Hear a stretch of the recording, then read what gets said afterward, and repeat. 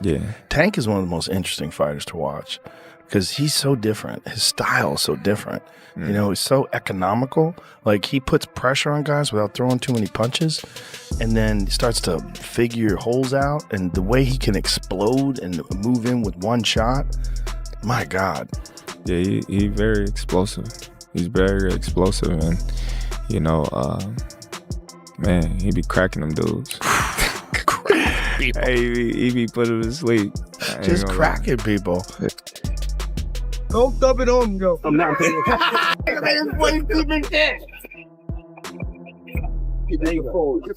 Challenge. Well, you get this one, When Joe Rogan noticed Gervonta Tank Davis' new stronger look before the Jake Paul fight, you could feel the classic Rogan reaction start right away, part shock, part deep analysis mode. I'm a giant Gervonta fan. I think that guy's so unusual. Yeah. His style's so unusual, and his like patience. Yes. Yeah. He finds these openings and he sees them, but he doesn't go after them right away. He waits for the right time. He's so patient. Right. Like when you watch the early rounds of his fights, he's like at a world champions that are competing today at the highest level, he probably has the lowest punch count in the early rounds. Yeah. Because he just wait, but he also knows he's got that nuclear option that if he can crack you, most likely he's going to take you out. He's got massive. On his podcast, Joe did not try to soften his reaction at all. He watched Tank's new training videos and said the guy looks like he was built inside a strength lab, and he meant it seriously. Tank's shoulders look bigger, traps sitting high like a fighter ready to attack, and his body looks much thicker than it did before the Ryan Garcia fight. Joe then broke it down in his own style, explaining how this added size could actually boost Tank's explosiveness. He talked about how the extra muscle might increase punch speed and hip power instead of slowing him down. It's interesting, right? Like, you don't know whether someone's ever going to be able to figure that out or whether or not he's just going to keep cracking people. Yeah. You know, so it's part of the fun of watching it. I've talked to a lot of like real boxing purists. It's like, you can't rely on that style. Right. He's got to be busier. When he gets to the best guys, it's not going to work out. Like, well, we'll see. Yeah. We'll see, because there's... The real excitement started when Joe compared Tank to a smaller Mike Tyson mixed with modern training science, and said he is built to finish fights, not just move around the ring. Joe even took a light shot at Jake Paul by saying that anyone expecting this version of Tank to aim for a decision win is completely wrong, because he is coming to stop the fight early. It was clear that Rogan respects the hard work and loves watching a fighter grow and change. This version of Gervonta Davis feels like pure evolution, not in a fake way, but in how a fighter reshapes himself to make a statement. Joe closed it out by making one thing clear: this is not Tank Davis version 2, this is Tank Davis fully unleashed. The skills, the power, he got that ring IQ to do good, but we haven't seen that yet. Yeah, he's also wild. He's a wild fella, so he's fun to watch. You know, he's just a crazy dude. You know? Yeah, coming from Baltimore, man, I think that's just his upbringing as well. You know, product of his own environment. Yes, for sure.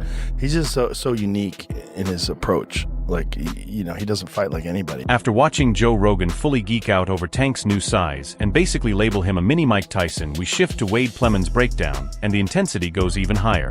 It is clear this is not just about looking strong on camera, because they are building a real plan. Calvin Ford is in the corner, acting like a strategist, studying every habit, every weakness, and every moment where Jake Paul might hesitate. This is far beyond light training or casual work. This is Tank refining his skill setting traps and locking his mindset into one clear goal, which is total control and dominance.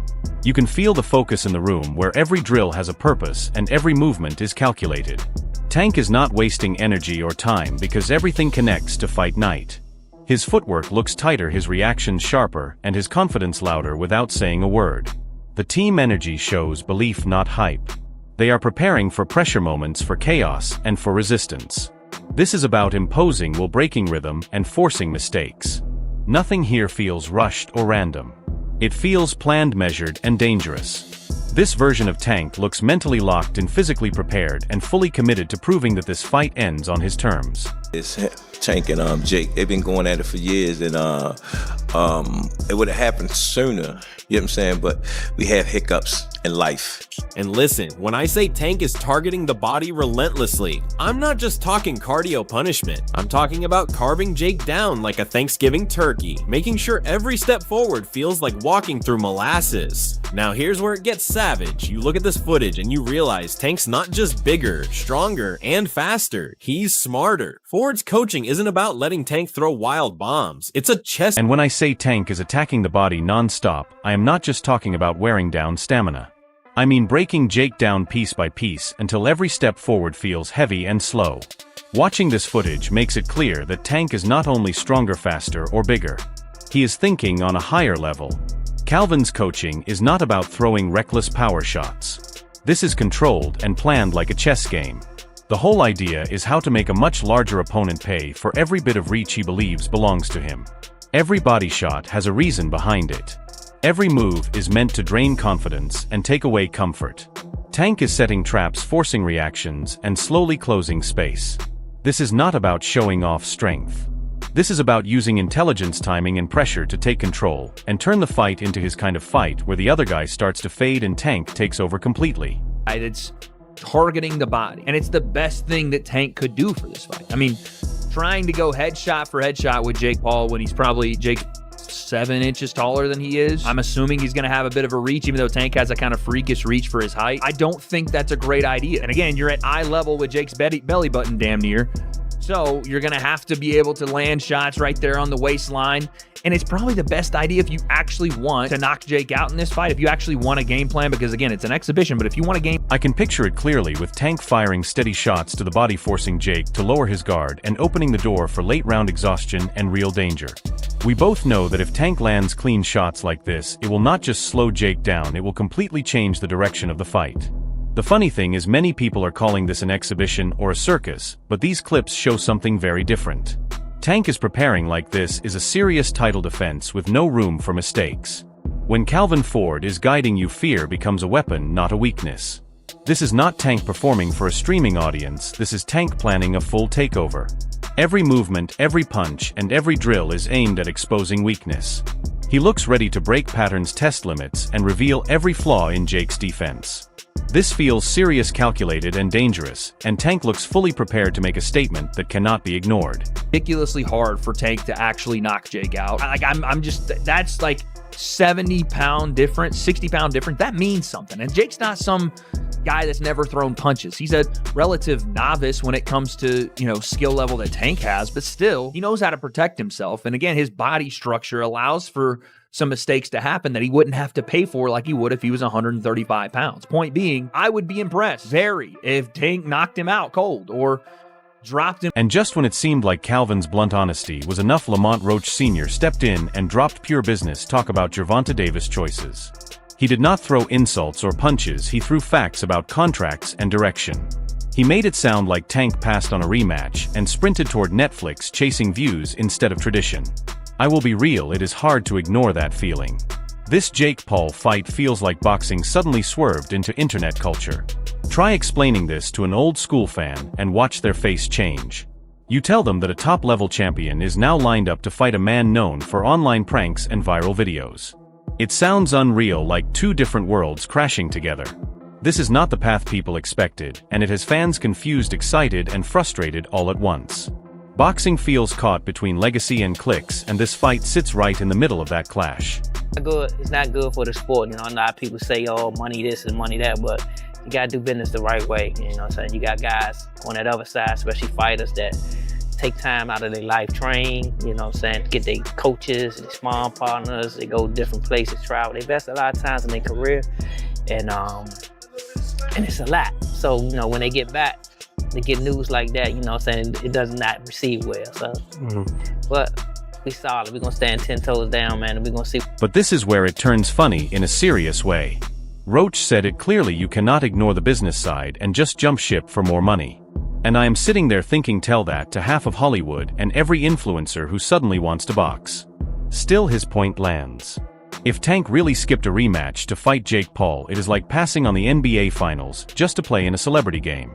Yes, the money is big, but your legacy starts looking at you sideways. And do not misunderstand, Jake Paul can hit. But Tank is built different, like pure power packed into a small frame. This is not about making content or chasing views. This is about careers being changed forever. If Jake walks in thinking this is another fun influencer moment, he is going to find out fast that Tank is not here for collaborations. He is here to make people pay for their choices. Tank is just so much more better than Jake Paul. Some people feel, well, Jake Paul is this big heavyweight that punches hard, and Tank's gonna find out, you know. I mean, do you feel like this is going to be an actual real fight just underneath the term exhibition? And do you see the fight playing out when someone gets hurt? I don't even want to talk on that fight, me. So I can care less about what it is. It's an exhibition, man. You know what I'm saying? It ain't nothing. He ducked that word.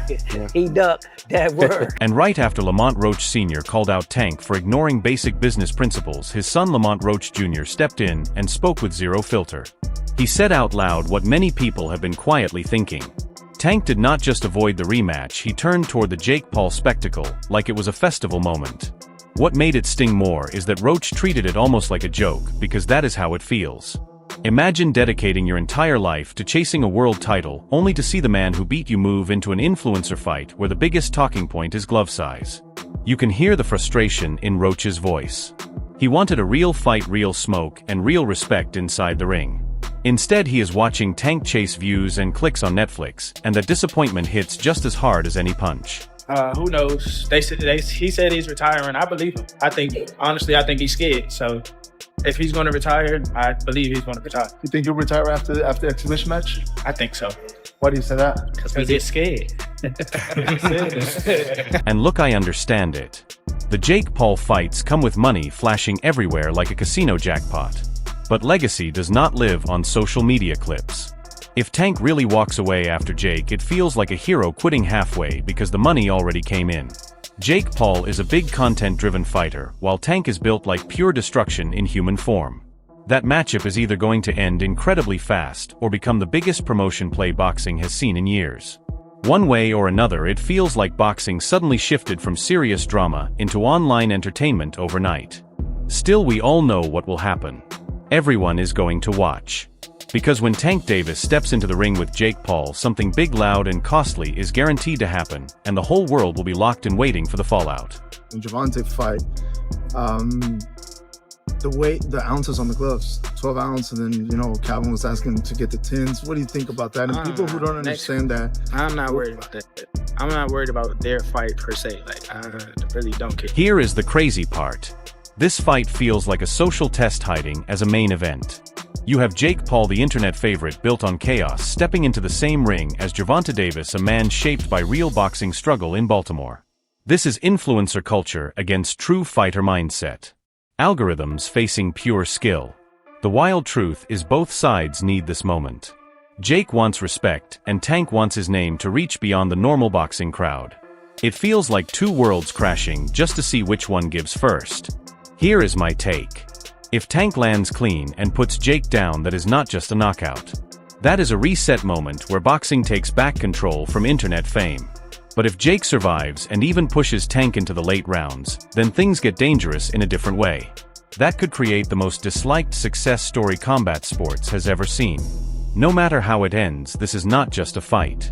It is a battle for who controls the spotlight next. People say, oh, he's terrible.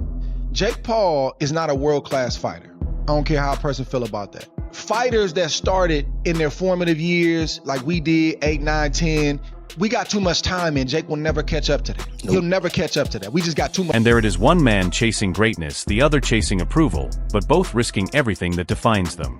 When those gloves touch, it will not feel like a normal fight, it will feel like a moment that answers a bigger question about boxing today.